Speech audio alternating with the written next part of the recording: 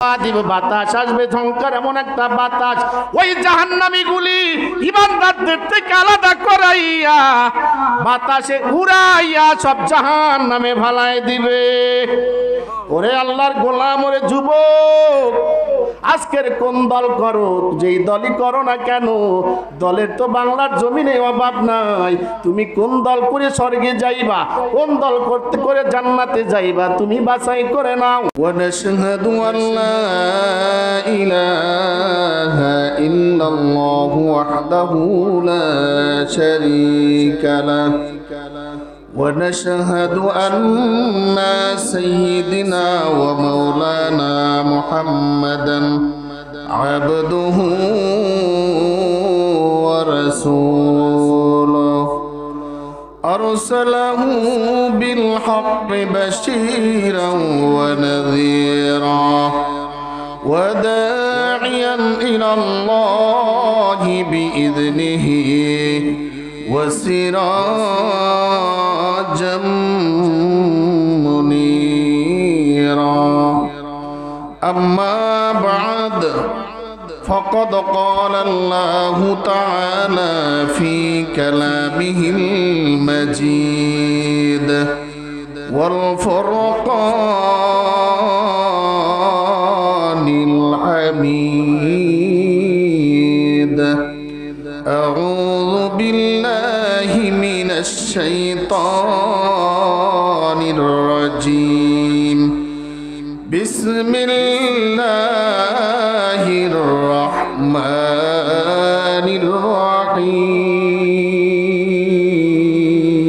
الرحيم وسيق الذين كفروا إلى جهنم زمرا حتى إذا جاءوها وفتحت أبوابها وقال لهم خزنتها ألم يأتكم رسل منكم الآية وقال رسول الله صلى الله عليه وسلم الصلاة عماد الدين وقال سبحانه وتعالى إن الله وملائكته يصلون على النبي يا أيها الذين آمنوا صلوا عليه وسلموا تسليما اللهم صل على مولانا محمد وعلى آله مولانا محمد اللهم صل على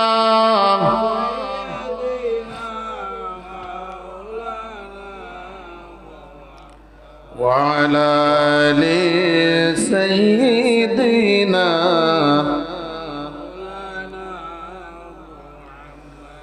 আল্লাহ তুমি দয়া করো নসিব করো মদিনা নূর নবীকে না দেখাইয়া কবরেতে নিয়েন না আল্লাহুম্মা সাল্লি আলা সাইয়্যিদিনা مولانا محمد وعلى آله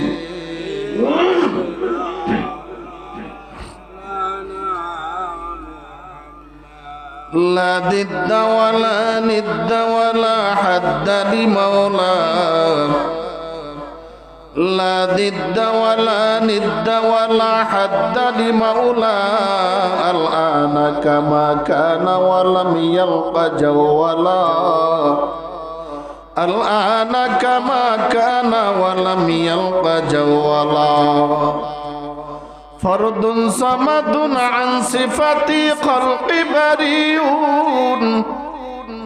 فرد صمد عن صفة خلق بريء رب عجلي خلق الخلق كمالا رب عجلي خلق الخلق كمالا لا إله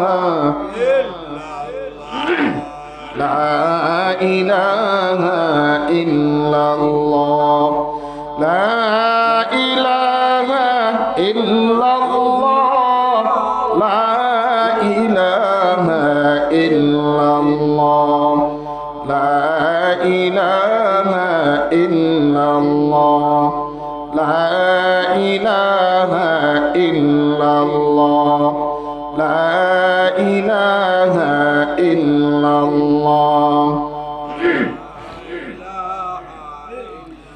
لا إله إلا الله محمد رسول الله صلى الله عليه وسلم الحمد لله আল্লাহ রব্বুল আলামিনের দরবারে লাখো কোটি শুকরিয়া আদায় করছি যে রব্বুল আলামিন দয়া করে শুক্রবার জুমার নামাজ পড়ার লক্ষ্যে যথাসময়ে মসজিদে আসার এবং বসার তৌফিক আল্লাহ তাআলা দান করছেন। এজন্য মহান প্রভুর দরবারে প্রাণ খুলে শুকরিয়া আদায় করি, সকলে বলি আলহামদুলিল্লাহ। লা ইন শাকারতুম লাযিদান্নাকুম ওয়া লা ইন কাফারতুম ইন্না আযাবি লাশাদীদ। আল্লাহ বলছে বান্দা নিয়ামত পেয়ে শুকরিয়া আদায় করো, আমি আল্লাহ আরো নিয়ামত বাড়াই দেব। সুবহানাল্লাহ। আল্লাহ পাকের দরবারে আমরা শুকরিয়া আদায় করছি এই জন্য যে আল্লাহ রাব্বুল আলামিন আমাদেরকে হাজারো লাখো কোটি নিয়ামতের ভিতরে রেখে আছেন, ঠিক কিনা? যেদিকে তাকাই সেদিকে আল্লাহ রাব্বুল আলামিনের নিয়ামত আছে না নাই? সবচেয়ে বড় নিয়ামত আল্লাহ রাব্বুল আলামিন আপনাকে আমাকে মানুষ করে পৃথিবীতে পাঠিয়েছেন, বলি আলহামদুলিল্লাহ। এমন একজন নবীর পয়গম্বর নবীর উম্মত করে পাঠিয়েছেন, যেই পয়গম্বর ছিলেন সমস্ত যুগের সমস্ত শ্রেষ্ঠ মহামানব, সর্বযুগের সর্বশ্রেষ্ঠ নবী, সর্বশ্রেষ্ঠ রাসূল নবী করিম মুহাম্মদুর রাসূলুল্লাহ সাল্লাল্লাহু আলাইহি ওয়াসাল্লামের শ্রেষ্ঠ উম্মত হিসাবে আপনাকে আমাকে কবুল করেছেন। আরেকবার বলি আলহামদুলিল্লাহ। এজন্য আল্লাহ রাব্বুল আলামিনের দরবারে শুকরিয়া যে আল্লাহ রাব্বুল আলামিন আপনাকে আমাকে জুমার নামাজ পড়ার সুযোগ করে দিয়েছেন। আপনার মতো আমার মতো কত মানুষ বিভিন্ন কাজের ভিতরে ব্যস্ত, ফজরের নামাজ পড়ে নাই, জুমার নামাজটা পড়ার সুযোগ হবে না, এরকম মানুষ আছে না নাই? আল্লাহ পাক আপনাকে আমাকে সেই মানুষের দল থেকে কুদরতি হাত দিয়ে রহমত দিয়ে আপনাকে আমাকে আল্লাহ রাব্বুল আলামিন নিজ কুদরতের মাধ্যমে মসজিদে পৌঁছায় দিয়েছেন, বলি না আলহামদুলিল্লাহ। আহাব্বু ইলাল্লাহি মসজিদুহা ওয়া আবগাদু ইলাল্লাহি আসওয়াকুহা। আল্লাহ রাসূল বলেন পৃথিবীর মধ্যে, আকাশের নিচে, জমিনের মধ্যে উপরে সবচাইতে নিকৃষ্ট জায়গা হচ্ছে বাজার, উত্তম জায়গা হলো মসজিদ। সবচাইতে নিকৃষ্ট জায়গা কোনটা? উত্তম জায়গা মসজিদ, নিকৃষ্ট জায়গা বাজার। এবার আপনাকে দেখেন, বউবাজারে মানুষ বেশি না মসজিদে বেশি? বউবাজারে পুরুষ মহিলা নাম রাখছে বউবাজার, আসলে কি বউরা বাজার করে না মহিলা পুরুষও আছে না নাই? তাহলে যেখানে বাজার হলো বউবাজার, সেখানে পুরুষ বউ এবং পুরুষ সব মিলে একাকার। পর্দা আছে না গেছে? শরীয়তের হুকুম আছে না গেছে? হালাল না হারাম, জায়েজ না নাজায়েজ? তাহলে বাজারে সবগুলি হইতেছে কি? পর্দার খেলাফ, আল্লাহর হুকুমের খেলাফ, শরীয়তের খেলাফ, সবগুলি হারাম, ঠিক কিনা? চলে আল্লাহ রাব্বুল আলামিন ওখান থেকে আপনাকে আমাকে বাজার থেকে আজকের এই মসজিদে এনেছেন, জুমার নামাজ পড়ার জন্য কবুল করেছেন। আর একবার বলি আলহামদুলিল্লাহ। আমার বন্ধুগণ, আমার আলোচনা ধারাবাহিকভাবে আমি একটা হাদিস নিয়ে মসজিদে শুরু করেছিলাম। আল্লাহ রাসূল নবী করিম সাল্লাল্লাহু আলাইহি ওয়াসাল্লাম বলেছেন, মান হাফাজা আলাস সালাত আকরামাল্লাহু বিখামসিন খিসালিন। কেউ যদি ঠিকমতো নামাজ আদায় করে, 5 ওয়াক্ত নামাজ মৃত্যু পর্যন্ত এরকম আদায় করতে থাকে, আল্লাহ রাব্বুল আলামিন তাকে 5টা পুরস্কার দেবেন। কয়টা? 5টা সম্মান মর্যাদা পুরস্কার আল্লাহ তাআলা তাকে দিয়ে দেন। 1 নাম্বার ইয়ারফাউ আনহু দিকাল মাউত, আল্লাহ রাব্বুল আলামিন তার মৃত্যুর আযাব, মৃত্যুতে যে আযাব কষ্ট, এই কষ্টটা আল্লাহ তাআলা বাদ দিয়ে দিবেন, মৃত্যুর আযাব দিবেন না। সুবহানাল্লাহ বলুন। ওয়াইয়ারফাউ আযাবাল কবরি, এবং আল্লাহ তাআলা কবরের আযাব মিটাইয়ে দেবেন। 3 নাম্বার গত শুক্রবার আলোচনা করেছিলাম ইউতিল্লাহু কিতাবাহু বিয়ামিনিহি, আল্লাহ তাআলা কিয়ামতের মাঠে তার ডান হাতে আমলনামা দেবে। কোন হাতে? ডান হাতে আমলনামা দেবে। আল্লাহ রাব্বুল আলামিন প্রত্যেকটা মানুষের জন্য 99টা আমলনামা তৈরি করবেন। এক একটা আমলনামা অনেক বড়। তো যাই হোক, আল্লাহ রাব্বুল আলামিন ডান হাতে আমলনামা দিবে, কাউকে বাম হাতে আমলনামা দিবে। 2 পদ্ধতিতে আমলনামা তৈরি হবে। তো বাম হাতে কেমনে পাবে, ডান হাতে কেমনে পাবে, গত শুক্রবার আলোচনা করেছি। আজকের আলোচনা এই হাদিসের 4 নম্বর অংশ, যেটা ওয়ায়ামুরু আলা সিরাতিকাল বারকে, নামাজি ব্যক্তি আল্লাহ রাব্বুল আলামিন কাল কিয়ামতের মাঠে বিজলির মতো পুলসিরাত পার করাই দিবেন। সুবহানাল্লাহ। আজকের এই কথা, এই শব্দটা নিয়ে কিছু আলোচনা করব। আল্লাহ আমাদেরকে তৌফিক দান করুক, বলি আমিন। আমরা মসজিদে যাই, কিছু আলোচনা করব এবং শুনবো, ইখলাসের নিয়তে, আমল নিয়তে বলবো, আমলের নিয়তে শুনবো। বলি আল্লাহুম্মা আমিন। আল্লাহ আমাদের সবাইকে কবুল করুক, বলি আমিন। বলছিলাম 5 ওয়াক্ত নামাজি ব্যক্তিকে 4 নম্বর হচ্ছে ইয়ামুরু আলা সিরাতিকাল বারকে, কিয়ামতের মাঠে পুলসিরাত পার হবে বিজলির আকারে। কি আকারে? বিজলির আকারে, বিজলির মতো দ্রুত। বারকুন মানে বিজলি, বারকুন অর্থ বিজলি। বিজলির মতো কিয়ামতের মাঠে আল্লাহ তাআলা তাকে পুলসিরাত পার করাইছে। পুলসিরাত কি, কোথায় স্থাপন হবে, কেন হবে, এগুলি জানার দরকার আছে না নাই? আল্লাহ রাব্বুল আলামিন কাল কিয়ামতের ময়দানে এই দুনিয়া রব্বুল আলামিন যেমনি বানাইছেন এমনি থাকবে না। আল্লাহ রাব্বুল আলামিন দুনিয়াটা আবার কিয়ামত করে দিবেন, লয় প্রলয় হবে। এই জন্য কিয়ামত, কয়েকদিন আগে বলেছিলাম আল্লাহ রাব্বুল আলামিন কিয়ামত কেন রাখছেন, আখিরাত কেন রাখছেন? 5টা কারণে আখিরাত রেখেছেন। ওয়ায়ামুরু আলা সিরাত কাল বারকি, বিজলির আকারে পুলসিরাত পার হবে নামাজি ব্যক্তি। এই জন্য বিজলির আকারে পুলসিরাত পার হবে। পুলসিরাত দুনিয়ায় সম্ভব না, এই জন্য আল্লাহ রাব্বুল আলামিন আখিরাতের ব্যবস্থা করেছে।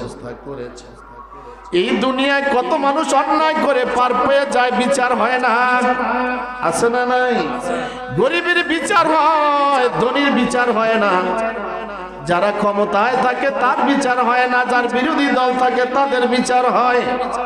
ঠিক কিনা? ক্ষমতায় থেকে কত অন্যায়, কত জুলুম, কত হত্যা, কত গুনার কাজ করে, কোনো বিচার নাই, কোনো বিচার নাই। ক্ষমতার বলে পার পেয়েছে। আল্লাহ রাব্বুল আলামিন এই জন্য কিয়ামতের দিন রাখছে, আখিরাতের দিন রেখেছে। ওই আখিরাতের ময়দানে দুনিয়ায় যাদের বিচার হয় না, আল্লাহ রাব্বুল আলামিন আখিরাতে পর্যায়ে পর্যায়ে বিচারের আওতায় আনবে। দুনিয়ায় পার পাওয়া যাবে, আখিরাতে পার পাওয়া যাবে না। লা নুগাদির মিনহুম আহাদা, আল্লাহ রাব্বুল আলামিন বলে আমি কাউকে ছাড়বো না, কাউকে ছাড়বো না। একজন মানুষ হিসাবের বাইরে জান্নাতে যেতে পারবে না, একজন মানুষ হিসাবের বাইরে জাহান্নামেও যেতে পারবে না। প্রত্যেকটা মানুষ ফামাইয়ামাল মিসকালা যাররাতিন খায়রান ইয়ারা ওয়া মাইয়ামাল মিসকালা যাররাতিন শাররান ইয়ারা। আল্লাহ রাব্বুল আলামিন ডাক দিয়া বলে, রে গোলাম, হাসরের ময়দানে প্রত্যেকটা মানুষের হিসাব হবে, প্রত্যেকটা মানুষের বিচার হবে। কয় জর্রা জর্রা পরিমাণ বিচার হবে। কয় জর্রা কারে কয় জানো? ওই একটা ভিজা কাপড় মারা দিলে, ঝাড়া দিলে ছোট ছোট রেণু উঠতে দেখা যায়, ঠিক কিনা জনে কন? ওই ছোট্ট ছোট্ট রেণু দেখা যায়, এক একটা রেণুকে এক একটা জর্রা বলা হয়। কাল কিয়ামতের ময়দানে এই জর্রা পরিমাণ হিসাব দিয়া এরপরে জান্নাতে যাইতে হবে। ওরে নবীর উম্মতের দল, হিসাব দিয়া জান্নাতে যাওয়া বড় কঠিন। বলছিলাম এক গ্লাস পানির জবাব দিয়া হিসাব দিয়া জান্নাতে যাওয়া যাবে না, ঠিক কিনা? কাল কিয়ামতের ময়দান বড় কঠিন। ইসরাফিল সিংহায় ফুৎ করে দিবে, হাসরের মাঠ হয়ে যাবে। পুলসিরাত কোথায় হবে, কেমনে পার হবেন? পুলসিরাত হবে আখিরাতে। হাসরের মাঠ কেমনে হবে? ওয়ানুফিকা ফিস-সূর, ইসরাফিল সিংহায় ফুৎ করে দিবে। ইসরাফিল আলাইহিস সালাতু ওয়াস সালামের কাছে একটা সিংহা রয়েছে, ওই সিংহাটায় ফুৎ করে দিবে। ওয়ানুফিকা ফিস-সূরে, একটা ফুৎ করে দিবে। ওই ফুৎকরের মাধ্যমে আকাশ কেঁপে উঠবে, জমিনটা কেঁপে উঠবে। আল্লাহু আকবার। আল্লাহ নবী মেরাজে গেলেন, মেরাজের রাত্রে এই দুনিয়ার রেখে এরপরে প্রথম আসমান, দ্বিতীয়, তৃতীয়, চতুর্থ, পঞ্চম, ষষ্ঠ, সপ্তম আসমান, সিদরাতুল মুনতাহা পার দিয়ে উপরে যেতে যেতে যেতে আলমে আরওয়াহ পার হয়ে আলমে মালায়েকা একটা স্তর আছে, এক স্তরে গিয়া হযরত ইসরাফিল আলাইহিস সালাতু ওয়াস সালামের সঙ্গে সাক্ষাৎ। জিবরাইল ডাক দেয়া বলে, ইয়া রাসূলুল্লাহ, এই হলো ইসরাফিল ফেরেশতা। আল্লাহর নবী ইসরাফিল ফেরেশতার কাছে সাক্ষাৎ করলেন। ইসরাফিল নবীকে সালাম দিলেন, নবী সালামের জবাব দিলেন। এবার আল্লাহ নবী জিজ্ঞাসা করে, ইসরাফিল, শুনছি আল্লাহ কিয়ামত কায়েম করবে, তোমার সিংহার ফুৎকারের মাধ্যমে একটু বর্ণনা করো, কেমনে ফু দিবা আর তোমার ফুর মাধ্যমে কিভাবে হাসর হবে? আল্লাহ নবী জানার জন্য ইসরাফিলকে প্রশ্ন করলেন। এইবার ইসরাফিল প্রশ্নের উত্তর দেয়, ইয়া রাসূলুল্লাহ, ইয়া হাবিবাল্লাহ, কিয়ামতের যখন ওয়ার্ডার হয়ে যাবে, আমার আল্লাহ রাব্বুল আলামিন আমাকে ডাক দেয়া বলবে, ইসরাফিল, সিংহায় ফুৎ করে দাও। আল্লাহর নবী বলেন, এবার ইসরাফিল সিংহায় ফুৎ করে দিবে। সিংহায় ফুৎ করতে এত সুন্দর মধুর, সিংহার আওয়াজ পৃথিবীতে চলে আসবে, ওই আসমান ভেদ করে জমিনে আওয়াজ চলে আসবে। ইসরাফিলের আওয়াজ এত মধুর, এত কণ্ঠ এত সুন্দর, ইসরাফিলের আওয়াজে সারা দুনিয়ার মানুষ পাগল হয়ে যাবে, সুরের পাগল হয়ে যাবে। এত সুন্দর সুর কোথা থেকে আসে? অনেকে বাঁশি বাজায়, আছে না? বাঁশিওয়ালা বাঁশি বাজায়, আপনার আমি পারবো না। অনেক বাঁশিওয়ালা বাঁশি বাজায়, এত সুন্দর বাঁশির সুর ধরে শেষ রাত্রে, কত সুন্দর বাঁশের বাঁশি বাজায়, এত সুন্দর মধুর লাগে। ইসরাফিলের আওয়াজ এমনি মধুর আওয়াজ পৃথিবীতে চলে আসবে। ইসরাফিলের আওয়াজ এত মধুর হবে, মানুষ একাকার হয়ে যাবে, পুরুষ মহিলা সব পাগল হয়ে যাবে, ঘর থেকে বের হয়ে যাবে। এত সুন্দর আওয়াজ কোথা থেকে আসে? আওয়াজের জন্য মানুষ সব পাগল পারা হয়ে যাবে। এই পুরুষকে, নারীকে, ছোটকে, বড় কে, বুড়ো মানুষ সবাই সুরের পাগল হয়ে যাবে, ছুটতে থাকবে, ঘর থেকে বেরিয়ে যাবে। কোন দিক থেকে আওয়াজ হয়? মানুষ সব দৌড়াতে থাকবে আওয়াজের দিকে, আওয়াজ আরো মধুর বাড়তে থাকবে, মাধুর্যতা আরো বাড়বে, আওয়াজের সুর আরো বাড়বে। জঙ্গলের প্রাণীরা পর্যন্ত বেরিয়ে যাবে, জঙ্গলের প্রাণী পর্যন্ত বেরিয়ে যাবে, জঙ্গলের প্রাণী মানুষ একাকার হয়ে যাবে, সুরের পাগল। কোথা থেকে এত সুন্দর সুর? ইসরাফিল বয়ান করতেছে, ইয়া রাসূলুল্লাহ, এরপরে আওয়াজ আস্তে আস্তে পরিবর্তন হয়ে যাবে। ইসরাফিলের আওয়াজের সুর পরিবর্তন হয়ে যাবে, বিকট আওয়াজ ধারণ করবে, ভয়ঙ্কর আওয়াজ ধারণ করবে। এইবার আওয়াজ আরো বাড়তে থাকবে। ইসরাফিলের আওয়াজের থেকে মানুষ আবার পালাতে শুরু করবে, পালাবার জন্য মানুষ ঘরের ভিতরে যাবে, আওয়াজ আরো বাড়তে থাকবে। এত আওয়াজ বাড়বে, দুনিয়ার ভিতরে কম্পন শুরু হয়ে যাবে। ইসরাফিলের আওয়াজ আরো বাড়বে, আরো ভয়ঙ্কর হবে। মানুষ এবার ঘর থেকে বেরিয়ে যাবে, কোথায় পালাবে? গর্ত খোঁজা ডাকা শুরু করবে, গর্তের ভিতরে মানুষ পালাতে শুরু করবে, আওয়াজ আরো বাড়তে থাকবে। এবার মাটির ভিতরে কম্পন শুরু হয়ে যাবে। ইযা জুলজিলাতিল আরদু জিলজালাহা ওয়া খরাজাতিল আরদু আসকালাহা। আল্লাহ রাব্বুল আলামিন বলবেন ভূমিকম্পন শুরু হয়ে যাবে। ইসরাফিলের আওয়াজ এত কঠিন, আওয়াজের চোটে, আওয়াজের ভয়, মানুষ পালাবে কোথায়? পালাবে, পালাবার কোনো জায়গা নাই। মানুষ গর্ত খুঁজে জমিনের ভিতরে পালাতে শুরু করবে, মাটির ভিতরে কম্পন শুরু হয়ে যাবে। মাটির ওয়াখরাজাতিল আরদু আসকালাহা, মাটির ভিতরে যা আছে সব উপরে বেরিয়ে যাবে। ইসরাফিলের আওয়াজ আরো বাড়বে, এত কঠিন, আওয়াজের ধাক্কায়, আওয়াজের চোটে মানুষের কানের পর্দা ফেটে যাবে। ইসরাফিলের আওয়াজ আরো বাড়তে থাকবে, মানুষ চিল্লাচিল্লি শুরু করবে, ভয়ঙ্কর বড় আওয়াজ। কোথায় পালাবে? পালাবার কোনো জায়গা নাই, কোনো জায়গা নাই। এরপর আওয়াজ আরো বাড়তে থাকবে, মানুষের হার্টের ভিতরে আওয়াজ লাগবে, হার্ট অ্যাটাক করে মানুষ মারা যেতে মরতে থাকবে। ইসরাফিলের আওয়াজ আরো বাড়তে থাকবে, একটা আওয়াজ এক পর্যায়ে আওয়াজ বাড়তে বাড়তে এমন বাড়বে, দুনিয়ার সব মানুষগুলি সব ইসরাফিলের আওয়াজে সব মারা যাবে, একটা মানুষও থাকবে না। এরপর আওয়াজ আরো বাড়বে, প্রথম আসমানে ধাক্কা শুরু হয়ে যাবে, প্রথম আকাশটা চৌচির হয়ে যাবে, দ্বিতীয় আকাশটা ভেঙে চৌচির হয়ে যাবে, তৃতীয় আকাশটা ভেঙে চৌচির হয়ে যাবে, আসমান সব ভেঙে চৌচির হয়ে যাবে। ইযাস সামাউ ফাতারাত ওয়া ইযাল কাওয়াকিবু তাসারাত ওয়া ইযাল বিহারু ফুজ্জিরাত ওয়া ইযাল কুবুরু বুসিরাত। আল্লাহ রাব্বুল আলামিন ডাক দেয়া বলে, রে গোলাম, ইসরাফিলের আওয়াজ এত কঠিন, কঠিন, আওয়াজের চোটে ওই আসমানটা ভেঙে চৌচির হয়ে মাটির নিচে জমিনের দিকে পড়তে থাকবে। ওই মানুষের তসবিহ পড়ে, তসবির হাতে গোনে ছুটকির দানাগুলি যেমন ছিটকে পড়ে যায়, এমনি ভাবে আকাশের নক্ষত্রগুলি ছিটকে এদিক ওদিক পড়তে থাকবে। আল্লাহু আকবার।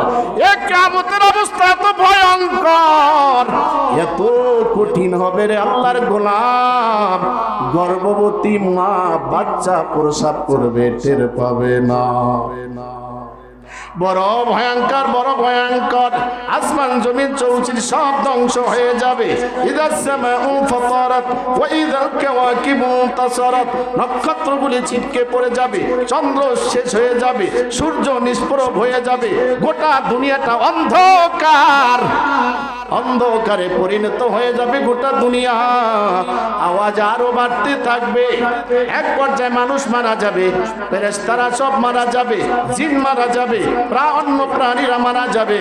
আল্লাহ ডাক দিয়ে বলবে, আজরাইল, এবার কে আছে? কে আছে দুনিয়ায় বেঁচে আছে? তাড়াতাড়ি জান কবজ করো। আজরাইল ডাক দিয়ে বলবে, মালিক কেউ নাই, দুনিয়ায় কেউ নাই, এত মানুষ, এত মানুষ, বাজারে এত মানুষ, কোথায় গেল মানুষ? একটা মানুষ বাকি থাকবে না, আসমানে কেউ নাই, জমিনেও কেউ নাই। আল্লাহ রাব্বুল আলামিন ডাক দিয়ে বলবে, আজরাইল এবার কে আছে? আজরাইল ডাক দিয়ে বলবে, রাব্বুল আলামিন, জিবরাইল ফেরেশতা বাকি আছে, ইসরাফিল ফেরেশতা বাকি আছে, মিকাইল ফেরেশতা বাকি আছে, আর আমি মালাকুল মউত আজরাইল বাকি আছি, আর মাত্র তুমি আল্লাহ বাকি আছো। আল্লাহ ডাক দিয়ে বলবে, আজরাইল যাও, যাও, এবার জিবরাইলের জান কবজ করো। জিবরাইলের জান কবজ হয়ে যাবে, ইসরাফিলেরও জান কবজ হয়ে যাবে, মিকাইলেরও জান কবজ হয়ে যাবে, কেউ বাকি নাই, কেউ বাকি নাই। আল্লাহ ডাক দিয়ে বলবে, আর কে বাকি আছে? আজরাইল ডাক দিয়ে বলবে, মালিক এবার বাকি আছি আমি, আর বাকি আছো তুমি। সৃষ্টি জগতের ভিতরে সব শেষ। কুল্লু মান আলাইহা ফান ওয়া ইয়াবকা ওয়াজহু রাব্বিকা যুল জালালি ওয়াল ইকরাম। আল্লাহ রাব্বুল আলামিন ডাক দিয়ে বলে কুল্লু মান আলাইহা ফান, সব শেষ হয়ে যাবে, ধ্বংস।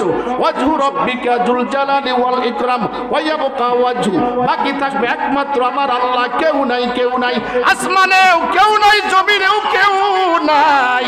কত স্বৈরাচার, কত বক্তে নাসর, কই নমরুদ, কই ফেরাউন, কই স্বৈরাচার, কেউ নাই, সব একাকার। নিস্তব্ধতা প্রকাশ করবে জমিনে, নিস্তব্ধতা হবে আকাশে, কেউ নাই। আল্লাহ রাব্বুল আলামিন ডাক দিয়া বলবে আজরাইল এইবার তুমি মারা যাও।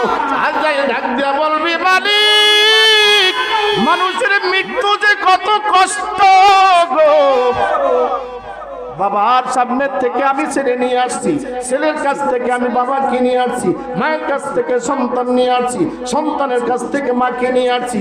রব্বুল আলামিন মৃত্যু বড় কঠিন, আমি যদি জানতাম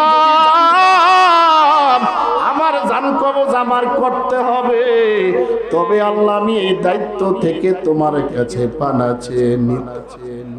মৃত্যু বড় কঠিন আল্লাহ।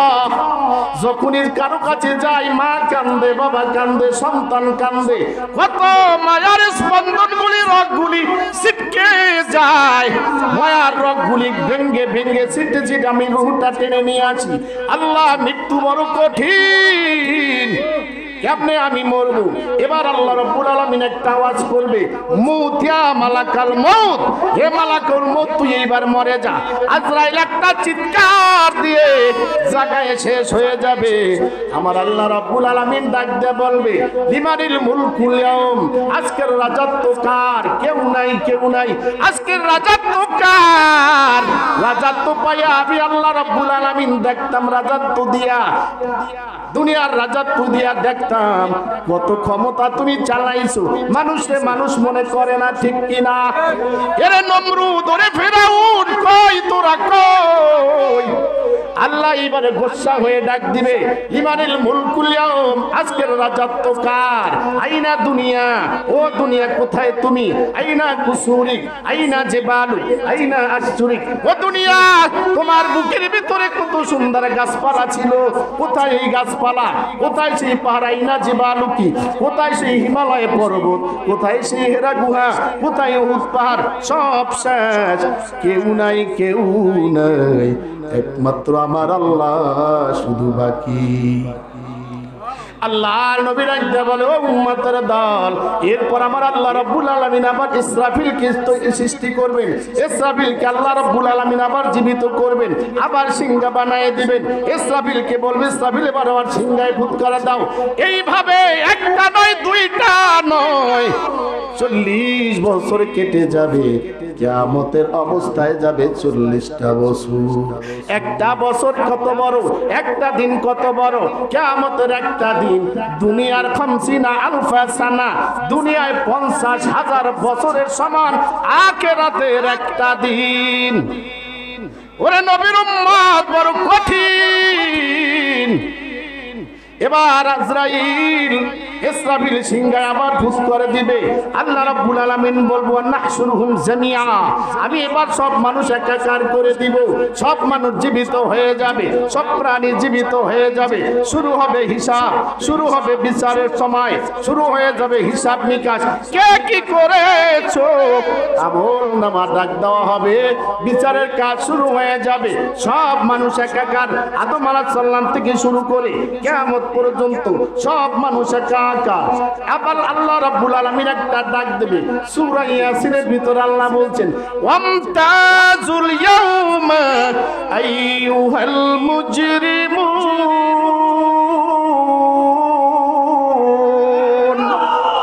আল্লাহ কিয়ামতের দিন ডাক দিয়ে বলবে ও বেঈমান কাফের, ও ফাসিক ফুজ্জারের দল, আমার ইমানদারদের থেকে তোরা আলাদা হয়ে যা। মুমতাজুল ইয়াউমা আইয়ুহাল মুজরিমুন, ও মুজরিম ব্যক্তি, ও কাফির, ও বেনামাজি, ও মুশরিক, ও নাফরমান, ও জাহান্নামীরা, আজকের আমার ইমানদারদের দল থেকে তোরা আলাদা হয়ে যা, আলাদা হয়ে যা। আলাদা হবে না, কারণ বেঈমানরা জানে, তারা জানবে আজকে যদি ইমানদারদের থেকে আমরা আলাদা হয়ে যাই আমাদের জাহান্নাম ছাড়া উপায় নাই। এই জন্য ইমানদারদের পিছনে পিছনে ছায়ায় ছায়ায় দৌড়াবে। হাসরের মাঠ বড় কঠিন। এই হাসরের মাঠে আমার আল্লাহ রাব্বুল আলামিন কোনো ছায়া থাকবে না, সূর্যটা কাছে চলে আসবে, কোনো ছায়া থাকবে না। এই ছায়া আল্লাহ রাব্বুল আলামিন কুদরতি আরশের ভিতরে 7 ব্যক্তিকে ছায়া দিবে হাসরের ময়দানে। যাই হোক, ওয়ামতাজুল ইয়াওমা আইয়ুহাল মুজরিমুন, আল্লাহ ডাক দিয়ে বলবে, ও নাফরমানের দল, আমার ইমানদার থেকে তোরা তাড়াতাড়ি আলাদা হ, তাড়াতাড়ি আলাদা হয়। হাসরের মাঠে 72টা দল হবে। সর্বপ্রথম 2টা দল হবে, একটা হবে জাহান্নামী আর একটা হবে জান্নাতি। জাহান্নামীরা আজীবনের জন্য জাহান্নাম, জান্নাতীদের জন্য আবার বিচার শুরু হবে। এখান থেকে হবে 13টা লাইন, 13টা দল, এদেরকে বিচার হবে, এদের হিসাব নিবে। বিনা হিসাবে জাহান্নামে যাবে যারা, আল্লাহ রাব্বুল আলামিন তাদেরকে লক্ষ্য করে বলবে, তাড়াতাড়ি ইমানদারদের থেকে আলাদা হয়। ওরা ইমানদার থেকে আলাদা হবে না, মনের মধ্যে কষ্ট, বড় ভয়, ইমানদার থেকে আলাদা হয়ে গেলে আমরা জাহান্নামে যাব, উপায় নাই। আল্লাহ আবার ডাক দিয়া বলবে, তাড়াতাড়ি আলাদা হ। হযরত আব্দুল কাদের জিলানী রাহমাতুল্লাহ আলাইহি একদিন নামাজে দাঁড়াইয়া সূরা ইয়াসিন পড়তেছে আর এই আয়াত পড়তেছে আর কাঁদতেছে, জোরে জোরে কান্দে।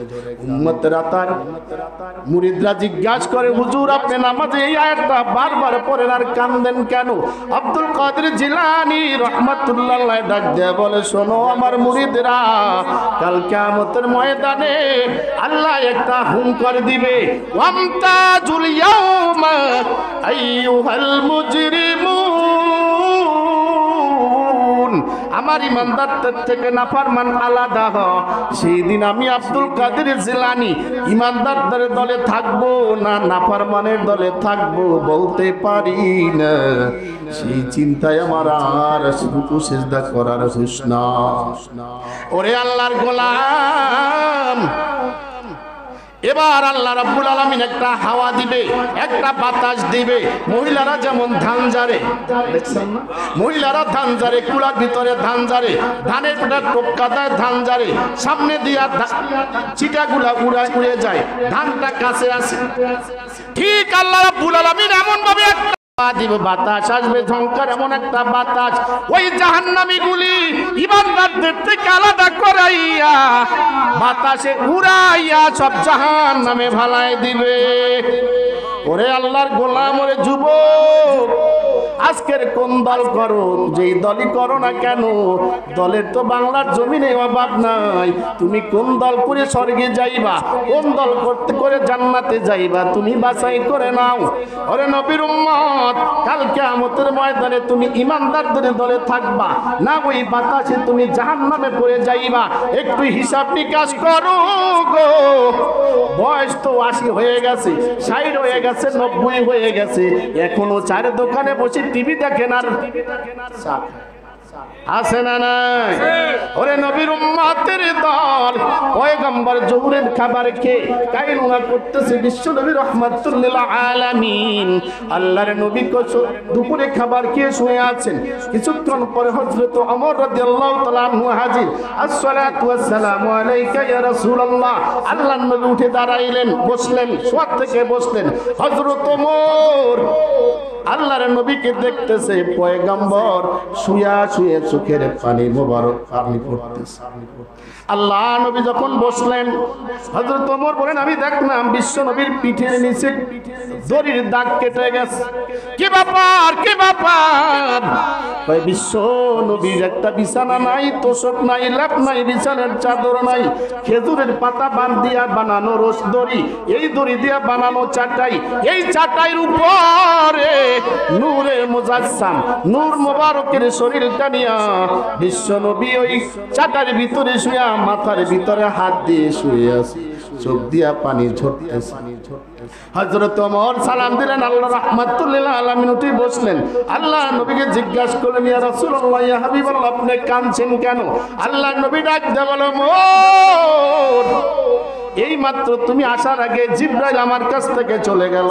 জিব্রাইল আমাকে বলছে, ইয়া রাসূলুল্লাহ, ইয়া হাবিবাল্লাহ, এ আপনার উম্মতের মধ্যে দাড়ি পাকা মানুষ মুরব্বীরা যাদের দাড়ি সাদা হয়ে গেছে, ওই দাড়ি পাকা মানুষ যদি আল্লাহর দরবারে হাত তুলে গো, আমার আল্লাহ ওই মানুষের ইজ্জতে তার জীবনের গুনাহগুলি মাফ করে দাও। আল্লাহ বড় লজ্জা পায় দাড়ি পাকা মানুষ আল্লাহর দরবারে হাত তুলে এরপরে যদি চোখের পানি ফেলে কাঁদে, আমার আল্লাহ লজ্জায় তার গুনাহগুলি মাফ করে দেয়। হযরত ওমর বলেন, ইয়া রাসূলুল্লাহ, ইয়া হাবিবাল্লাহ, এটা তো সুখবর, কান্নার কি হলো?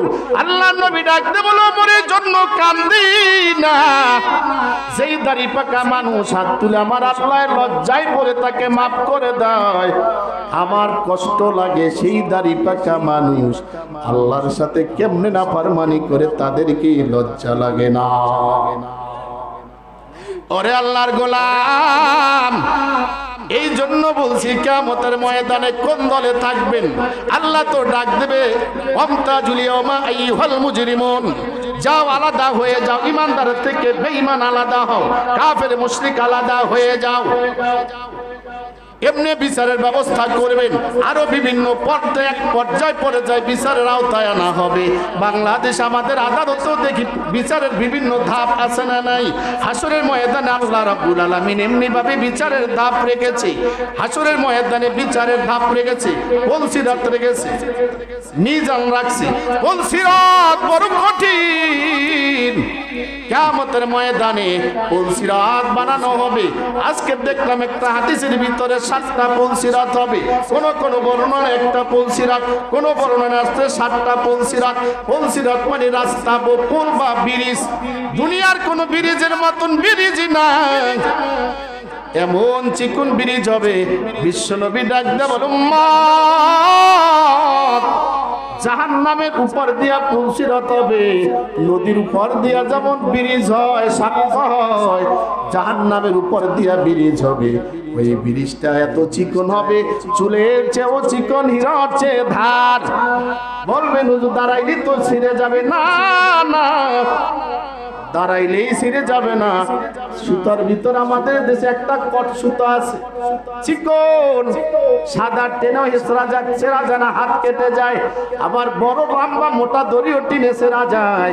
চিকন হইলেই যে আপনি ছিঁড়ে ফেলবেন তা নয়। এইভাবে আল্লাহ পুলসিরাত বানাইবে।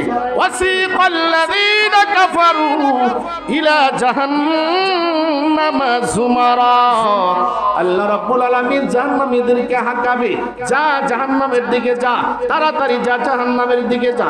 তাফসীরের ভিতরে লেখছে, রাখাল যেমন বকরি পালকে হাঁকায়া দলে দলে এক মাঠ থেকে আর এক মাঠে নিয়ে যায়, এইবারে জাহান্নামীদেরকে আল্লাহ রাব্বুল আলামিন ফেরেশতাদেরকে ডাক দিয়ে বলবে, ও ফেরেশতার দল, এরা দুনিয়ার নাফরমান, এরা বড় জুলুমবাজ, এরা অত্যাচারী, আমাকে মানে নাই, আমার হুকুম মানে নাই, আইন কানুন মানে নাই, কোরআন মানে নাই, হাদিস মানে নাই, এদেরকে জাহান্নামে হাঁকায়া নাও। ফেরেশতারা হাঁকাইতে থাকবে। ওয়াসিকাল্লাযীনা কাফারু ইলা জাহান্নামা যুমারা, দলে দলে জাহান্নামের দিকে হাঁকাতে থাকবে। কিতাবের ভিতর আছে জাহান্নামের 500 বছর দূরের থেকে এ জাহান্নামের আযাব এত কঠিন। রহমাতুল্লিল আলামিন জাহান্নাম ঘুরতে দেখতে যাচ্ছেন, হঠাৎ থেকে পিছন থেকে ডাক দেয়, মুহাম্মদ। আল্লাহর নবী জাহান্নামের পিছনের দিকে তাকায়, এই ভয়াবহ অবস্থার মধ্যে কে আমাকে চিনল, কে আমাকে ডাক দিল? কাউকে দেখেন, আবার সামনে হাঁটছে, পিছন থেকে ডাক দেয়, আবার ডাক দিল, মুহাম্মদ। পিছনে ডাক দিল, আল্লাহ নবী পিছনে তাকায় বলে, কে তুমি এই জাহান্নামের ভিতরে, কে আমাকে চিনছো? ডাক দেয়া বলে, মুহাম্মদ, আমি তোমার চাচা আবু তালেব। ছোট্টবেলায় তোমাকে বড় ভালোবাসি, লালন পালন করেছি। আল্লাহর নবী যেদিন জন্মগ্রহণ করেছেন, আল্লাহ নবীর পিছনে তাকাইলেন, দেখতেছে আবু তালেব তার চাচা জাহান্নামের আগুনে জ্বলছে। ডাক দিয়া বলে, চাচা কি অবস্থা আপনার, কি শাস্তিটা হচ্ছে?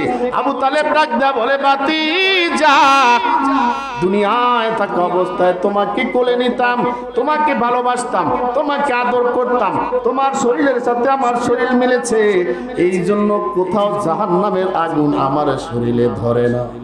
তোমার শরীরের বরকতে জাহান্নামের আযাব আমার শরীরে কোথাও ঢুকে না, কোথাও স্পর্শ করতে পারে না, কিন্তু আমার পায়ের নিচে কোনোদিন তোমার শরীর লাগে নাই। এই জন্য আল্লাহ রাব্বুল আলামিন এক জোড়া স্যান্ডেল, আগুনের স্যান্ডেল পরায় দিয়েছে। জাহান্নামের আগুন কোথাও লাগে না, পায়ের নিচে লাগে, এই জন্য এক জোড়া স্যান্ডেল পরায় দিয়েছে। ও মুহাম্মদ, এই আগুনের স্যান্ডেলেরও কঠিন, এ পায়ের তলার তাপের চোটে গো মাথার গিলু টকবক করে ফুটতে আছে রে বাতিজা, একটু দোয়া করো আল্লাহ নি আমারে মাফ করে। আল্লাহ নবী ডাক দিয়া বলে, ও চাচা কি খান, জাহান্নামের আপনার অবস্থা কি? চাচা ডাক দিয়া বলে, মুহাম্মদ তুমি যেদিন জন্মগ্রহণ করেছিলে ওই সুসংবাদটা শুনে আমার একটা গোলাম ছিল, মহিলা গোলাম ছিল, ওই গোলামটার আমি দুইটা আঙ্গুল দিয়ে ইশারা করে আজাদ করে দিয়েছি। ওই গোলাম সকালবেলা আমাকে খবর দিয়েছে, ম্যাম সাহেব আপনার একজন বাতিজা হয়েছে, তোমার জন্মের সংবাদ বলেছিল আমার গোলামকে না গোলাম। তোমার সংবাদ শুনে, জন্মের সংবাদ শুনে আমি এই দুই আঙ্গুল দিয়ে আমার আজাদ করে দিয়েছিলাম আমার গোলামকে। এই বরকতের কারণে আমি এই দুইটা আঙ্গুল জাহান্নামের ভিতরে চুষি। একটা আঙ্গুল দিয়া মধু বের হয়, আর একটা আঙ্গুল দিয়া দুধ বের হয়। এ কেমন নবীর উম্মত হইলাম বুঝেননি? এ যেই নবীকে না বানাইলাম, আসমান বানায় না, জমিন বানায় না, ওই নবীর উম্মত আমরা হয়েছি। মান আহাব্বা সুন্নতি ফাকাদ আহাব্বানি, মান আহাব্বানি কানা মাইয়া ফিল জান্নাহ। আজকের নবীর মহব্বত তো কত রকমের মহব্বত দেখা যায়। নামাজ নাই, রোজা নাই, ওযু নাই, গোসল নাই, দাড়ি নাই, টুপি নাই, নবীর মহব্বত নিয়ে চলে। আল্লাহ নবী বলছে, লা ইউমিনু আহাদুকুম হাত্তা আকুনা হাব্বা ইলাইহি মিন ওয়ালিদিহি ওয়া ওয়ালাদিহি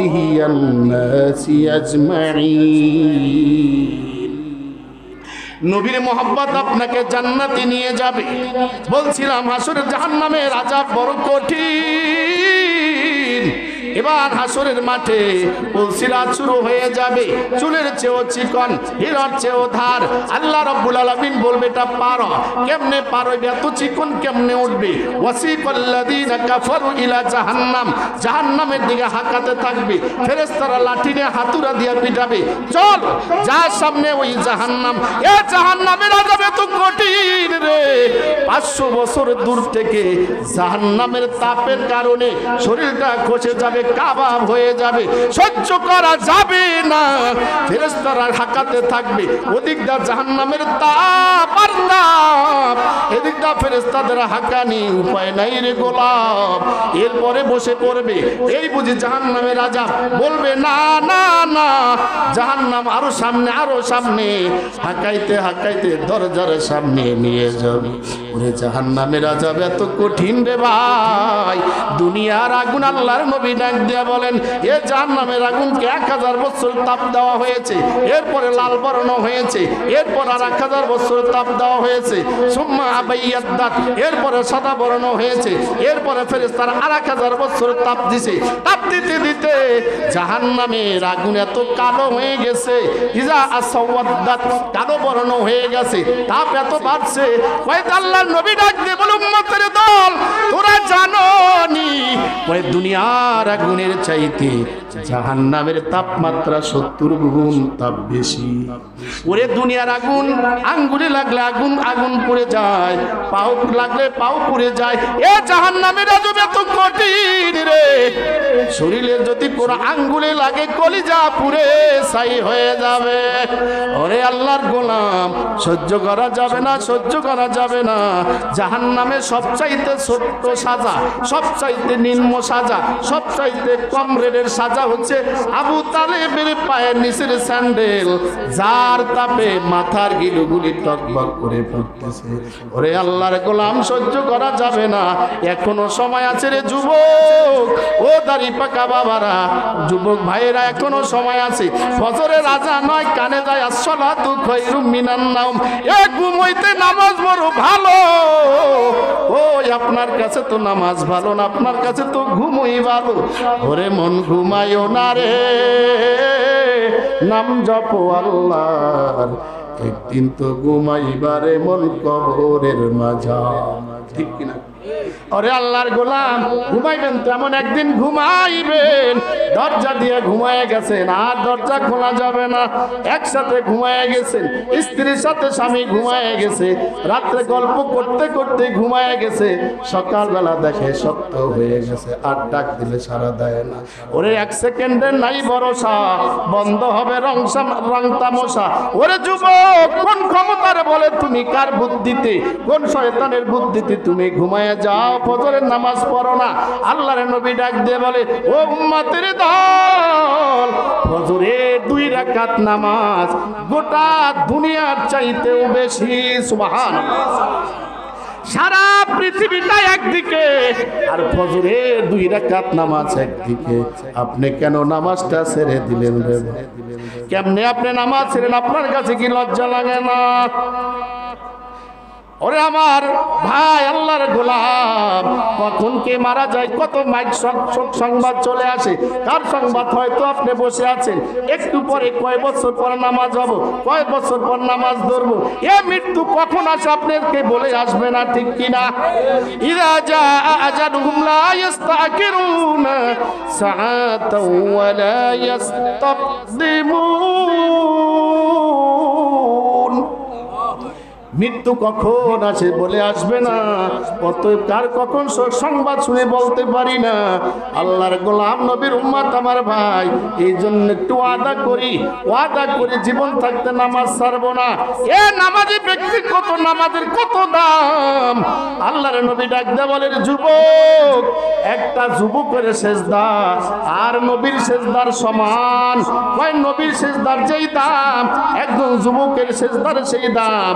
নবীর তেলাওয়াতের যেই দাম, একজন যুবকের তেলাওয়াতের সেই দাম। ওরে যুবক, আল্লাহর গোলাম, এই জন্য আল্লাহর কাছে ওয়াদা করি জীবন থাকতে নামাজ ছাড়বো না। একটু ওয়াদা করতে পারি কিনা? সবাই রাজি আছি। কখন জানি ভাই মারা যাই বলতে পারি না। আসর পড়তে পারবো কিনা কোনো গ্যারান্টি নাই, কোনো গ্যারান্টি নাই। মাগরিব পারবো কিনা কোনো গ্যারান্টি নাই। এই জন্য একটু ওয়াদা করি, আল্লাহ তোমার কাছে সাহায্য চাই, 5 ওয়াক্ত নামাজ জামাতে পড়ার জন্য আল্লাহ তুমি তৌফিক দাও। সকলে বলি আমিন, আল্লাহুম্মা আমিন। আল্লাহ সবাইকে কবুল করি বলে আমিন। হাত নামান। ওয়া আখির দাওয়ানা আলহামদুলিল্লাহি রাব্বিল আলামিন।